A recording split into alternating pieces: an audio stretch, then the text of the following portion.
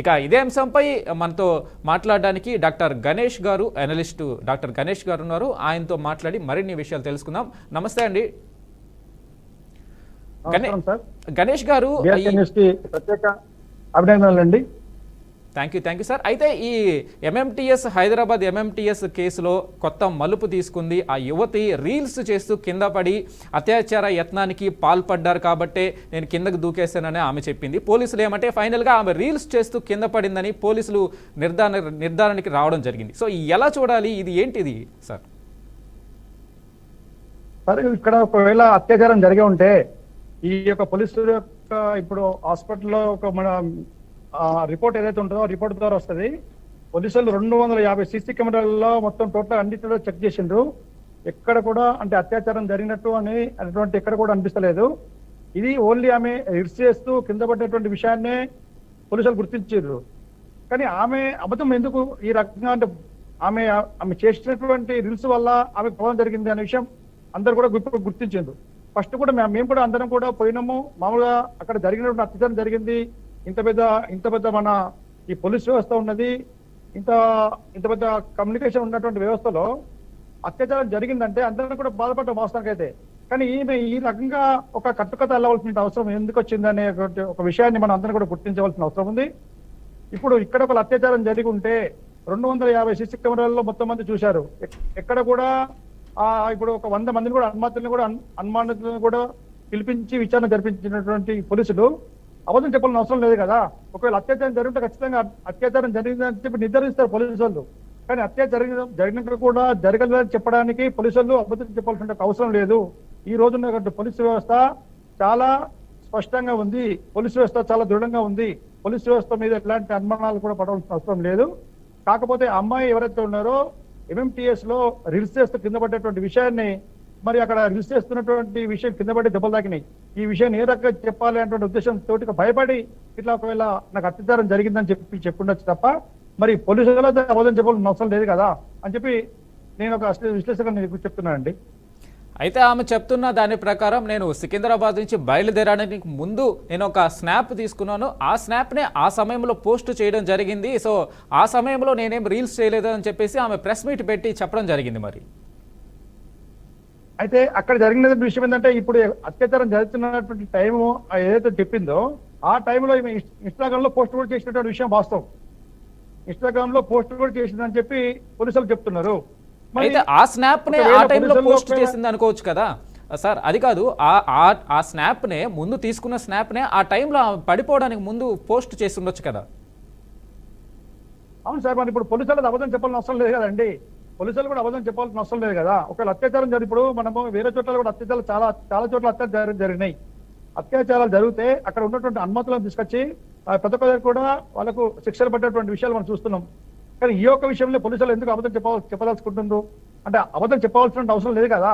అత్యాచారం జరిగితే ఖచ్చితంగా అత్యాచార బాధ్యతను తీసుకొచ్చి శిక్షించవలసిన బాధ్యత పోలీసులు కూడా ఉంటుంది. కానీ పోలీసులు ఇప్పుడు ఆల్రెడీ మేము మెడికల్ రిపోర్ట్ తీసుకొచ్చినాము, మెడికల్ కు పంపించినాము, మెడికల్ రిపోర్ట్ కూడా అత్యాచార వ్యక్తం జరగలేదు అని చెప్పి పోలీసులు చెప్తూ నిర్ధారిస్తారు. మరి ఈ అమ్మాయి ఏమో అత్యాచారం జరిగింది అంటుండ్రు. మరి ఇక్కడ 2 రకాలుగా ఆలోచించవలసిన అవసరం ఉంది. అమ్మాయికి ఇట్లా రిల్స్ చేస్తూ ఇట్లా భయపడి ఇట్లా ఒకవేళ ఈ రకంగా అత్యాచారం జరిగింది అంటుందా, లేకపోతే పోలీసుల్లోకి ఇట్లా ఒకవేళ అక్కడ ఉన్నటువంటి ఎవరైతే అత్యాచారం చేసినటువంటి ఒక బాధితులు దొరకకపోయేసరికి మరి ఈ అత్యాచారం జరగలేదని చెప్తున్నారా? ఈ 2 రకాలుగా ఆలోచించవలసిన అవసరం ఉంది. మరి మెడికల్ రిపోర్ట్ ప్రకారం వస్తే అత్యాచారం జరిగితే ఖచ్చితంగా రిపోర్ట్స్ వస్తాయి కదండి. అత్యాచారం జరిగితే మెడికల్ రిపోర్ట్ లో అత్యాచారం జరిగినటువంటి విషయం ఖచ్చితంగా ఒక నిజ నిర్ధారణ అవుతుంది. మరి పోలీసులు ఎందుకు ఈ విషయాన్ని ఎందుకు దాస్తున్నారు అని చెప్పి నేను చెప్పదలుచుకుంటున్నా. రైట్ గణేష్ గారు, మీరు ఆ హోల్డ్లో ఉండండి. సో అయితే గణేష్ గారు, అయితే 100 మందిని అనుమానితులుగా పోలీసులు గుర్తించారు. ఆమె చెప్పిన దాని ప్రకారం 100 మంది అనుమానితులని తీసుకురాగా వారిలో ఇద్దరిని ఆమె గుర్తుపట్టి ఆ ఇద్దరిలో ఒకళ్ళు అన్నట్లుగా ఆమె చెప్పడం జరిగింది. అంటే ఇద్దరు ఉన్నారు అని ఆమె చెప్పిందా మొదట్లో అత్యాచారం జరిగిన సమయంలో? లేదు కదా, మొదట్లో అత్యాచారం లేదండి, ఒకరని చెప్పారండి.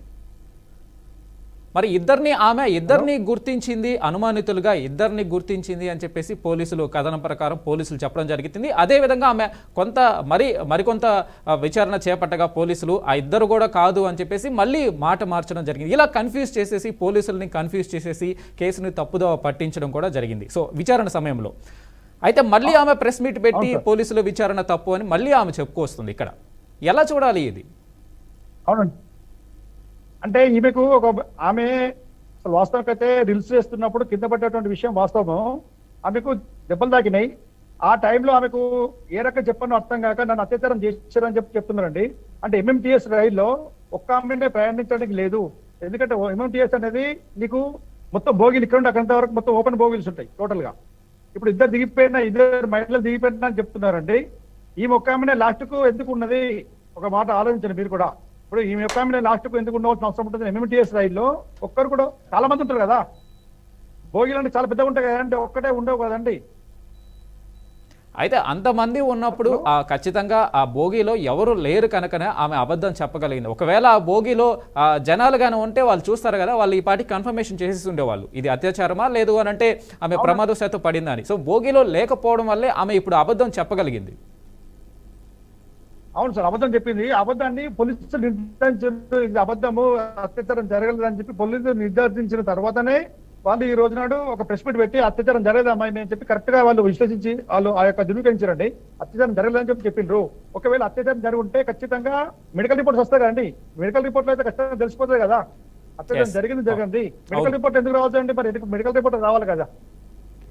సో పోలీసులు కూడా నిర్ధారించింది అదే. మెడికల్ రిపోర్ట్లు కావచ్చు, ఆమె చెబుతున్నట్లు పోనీ అత్యాచారయత్నం జరగకపోయినా ప్రయత్నం అయితే చేశారు అనే కోణంలోనే పోలీసులు దర్యాప్తు చేయడం, ఇంతమంది పోలీసులు జల్లెడ పట్టడము, అనుమానితుల్ని సీసీ కెమెరాల ద్వారా తీసుకురావడం, ఇదంతా పోలీసుల్ని ఒక రకమైన కన్ఫ్యూజన్ గురి చేసింది ఆ యువతి ఇచ్చిన స్టేట్మెంట్.